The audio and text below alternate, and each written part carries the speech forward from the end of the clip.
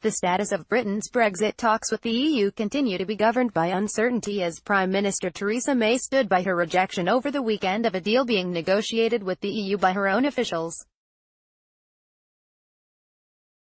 Ms May faces growing opposition from within her own party ranks, the Cabinet and Northern Ireland's Democratic Unionist Party. Speaking in Parliament on Monday, the British Prime Minister insisted that while real progress had been made, EU proposals of backstop measures to prevent a hard border between Northern Ireland and the Republic of Ireland threatened the integrity of our United Kingdom. I do not believe the UK and EU are far apart, but critical issues are still to be agreed on. In particular, she needed to be able to guarantee the public that any backstop was a temporary solution, and without the backstop to a backstop arrangement being proposed by the EU is the only viable solution as the clock ticks down to the March 29 deadline, when Britain is set to leave the EU. Pressure from parties. May's backing away from a deal that was close to being agreed on follows growing pressure from within her party.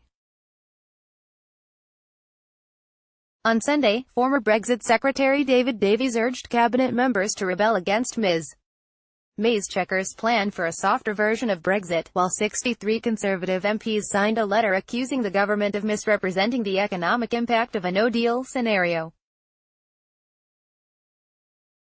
Over the weekend, reports suggested that cabinet members, including House of Commons leader Andrea Leadsom, could resign if the Brexit plan weren't hardened. Whether the latest move by Ms May is sufficient to halt the rebellion remains to be seen. During the parliamentary session, key Brexiteers, including former party leader Ian Duncan Smith, sought to pin her down on a commitment to an absolute deadline for any backstop to end, which Mrs May remains determinedly vague on.